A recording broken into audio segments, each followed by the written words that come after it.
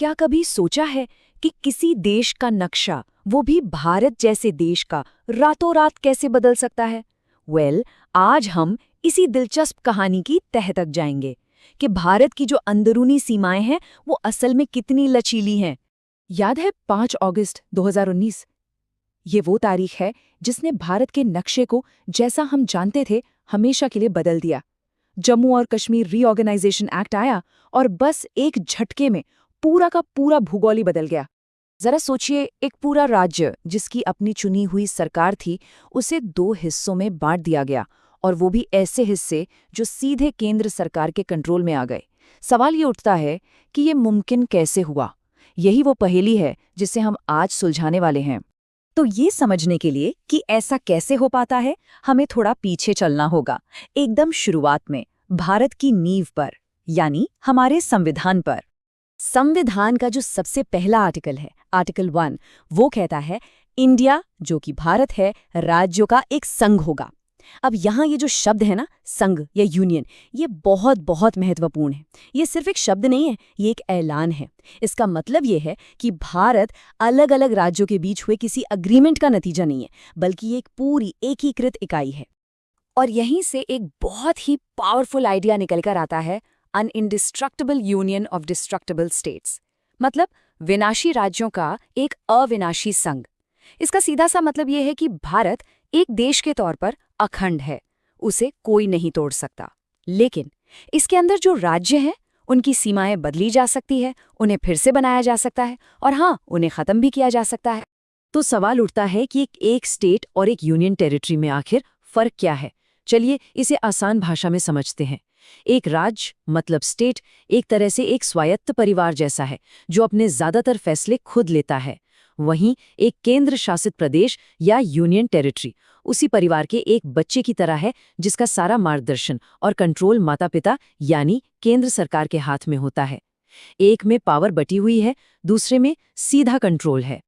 तो ये जो जबरदस्त पावर है, देश का नक्शा तक बदल देने की पावर, ये आती कहाँ से है? चलिए अब संविधान के उन खास आर्टिकल्स पर नजर डालते हैं जो हमारी संसद को ये अधिकार देते हैं।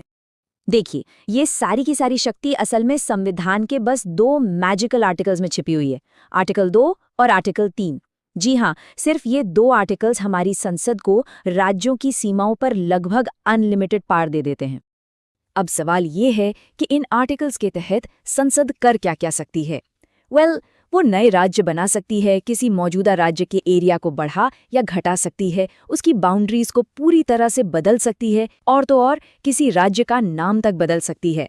मतलब पार्लियामेंट एक तरह से भारत का जियोग्राफिकल आर्किटेक्ट है। और ये सब होता कैसे है? इसका जो प्रोसेस है वो आपको हैरान कर देगा कि कितना सीधा है। राष्ट्रपति की सिफारिश पर एक बिल संसद में पेश होता है। हाँ, उस बिल को उस राज्य के पास भेजा तो जाता है जिसकी सीमाएं बदलने वाली हैं। लेकिन मजे की बात यह है कि राज्य की राय मानना केंद्र के लिए बिल्कुल भी जरूरी नहीं है। और सबसे बड़ी बात, इस सब के लिए कोई स्पेशल मेजॉरिटी नहीं चाहिए, बस एक सिंपल मेजॉरिटी से काम हो जाता है। अच्छा, एक बात साफ कर दूं, ये मत सोचिएगा कि ये कोई नई पावर है जिसका इस्तेमाल अभी अभी शुरू हुआ है। नहीं, इस पावर ने आज़ादी के बाद से ही भारत के नक्शे को लगातार शेप दिया है। आज़ादी के तुरंत बाद भाषा के आधार पर राज्य बनाने का आइडिया किसी को पसंद नहीं था। धर कमीशन हो या जेवीपी कमेटी, सबने इसे रिजेक्ट कर दिया। लेकिन फिर ओटी श्री रामुलु का आमरण अनशन और उनकी मृत्यु हुई, जिसने एक तरह से पूरे देश में आग लगा दी। जनता का दबाव इतना बढ़ा कि सरकार को झुकना पड़ा, और 1953 में भारत का पहला लिंग्विस्टिक स्टेट आंध्र प्रदेश बनाया गया। आंध्र प्रदेश का बनना तो बस एक शुरुआत थी। इसने 1956 के उस ऐतिहासिक स्टेट्स रीऑर्गेनाइजेशन एक्ट के लिए दरवाजे खोल दिए। इस एक कानून ने भारत के नक्शे की पूरी तस्वीर ही बदल कर रख दी। जो पुरानी कॉम्प्लेक्स व्यवस्था थी वो खत्म हुई, और उसकी जगह बने 14 राज्य और 6 केंद्र शासित प्रदेश। और यहीं से भारत का वो नक्शा बनना शुरू हुआ जिसे हम आज पहचानते हैं। तो ये तो हुई राज्यों की कहानी, लेकिन इस कहानी का एक और बहुत ज़रूरी हिस्सा है यूनियन टेरिटरीज, यानी केंद्र शासित प्रदेश। ये जो यूनिक एडमिनिस्ट्रेटिव यूनिट्स हैं, ये भारत की गवर्नेंस स्ट्रक्चर में एक और दिलचस्प लेयर जोड़ती हैं। तो सवाल ये है कि यूनियन टेरिटरीज बनाए ही क्यों जाते हैं? देखिए, हर एक के पीछे कोई ना कोई खास वजह है। कुछ जैसे अंडमान और निकोबार अपनी स्ट्रेटेजिक लोकेशन की वजह से जरूरी हैं, कुछ दिल्ली और चंडीगढ़ जैसे पॉलिटिकल और एडमिनिस्ट्रेटिव हब हैं, और कुछ पुदुचेरी जैसे अपनी बिल्कुल अलग कल्चरल पहचान को बचाने के लिए बनाए गए। आज की तारीख में भारत में कुल 8 यूनियन टेरिटरीज हैं, और ये देखना भी काफी दिलचस्प है कि इनका जुडिशियल सिस्टम भी कैसे अलग अलग काम करता है। जैसे दिल्ली का अपना खुद का हाई कोर्ट है, तो वहीं चंडीगढ़ के लिए पंजाब और हरियाणा हाई कोर्ट है। ये दिखाता है कि इनका एडमिनिस्ट्रेशन कितना कॉम्प्लेक्स हो सकता है। चलिए अब बात करते हैं उस जगह की जहां पावर का ये खेल सबसे ज्यादा पेचीदा है, दिल्ली। ये ड्यूल कंट्रोल की एक ऐसी कहानी है जो किसी पॉलिटिकल थ्रिलर से कम नहीं है, सच में।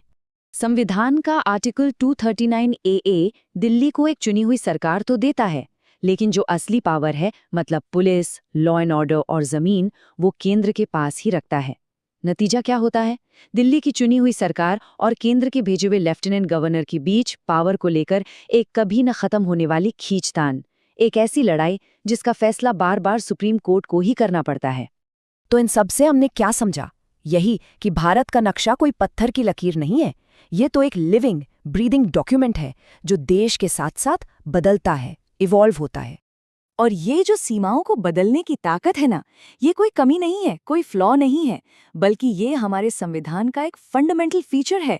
इसे डिज़ाइन ही ऐसा किया गया है कि ये फ्लेक्सिबल रहे, ताकि वक्त के साथ बदलती ज़रूरतों के हिसाब से इसे ढाला जा सके। और ये पूरी बातचीत हमें एक बहुत बड़े सवाल के साथ छोड़ जाती है कि अगर हमारे राज्य डिस्ट्रक्टिबल हैं, यानी विनाशी हैं, तो भारत के फेडरलिज्म का, हमारे संघवाद का भविष्य क्या है? केंद्र और राज्यों के बीच पावर का ये जो बैलेंस है, ये आगे चलकर कैसे इवॉल्व होगा? ये एक ऐसा सवाल है जिसका जवाब शायद आने वाला वक्त ही देगा।